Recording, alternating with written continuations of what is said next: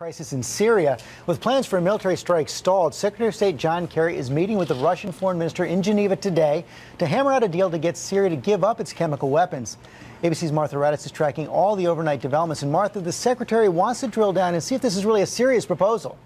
He sure does, George. This is really the morning the serious negotiations begin. Secretary Kerry, right now on the ground in Geneva with his Russian counterpart, wants to hear specifics from the Russians, how these chemical weapons would be stockpiled, inventoried, and destroyed. And of course, all of that would have to happen in the middle of a raging civil war. A senior official sounding somewhat optimistic this morning, though, George, saying it is doable, although difficult and complicated. Meantime, Russian President Vladimir Putin taking something of an unusual move, going to the New York Times, speaking directly to the American people with a challenge for President Obama.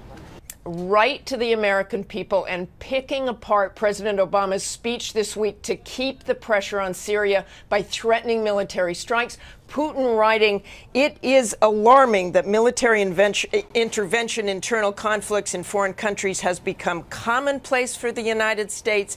Is it in America's long-term interest? I doubt it," says Putin. He feels he's winning right now. Meanwhile, North Korea starting up their nuclear reactors again.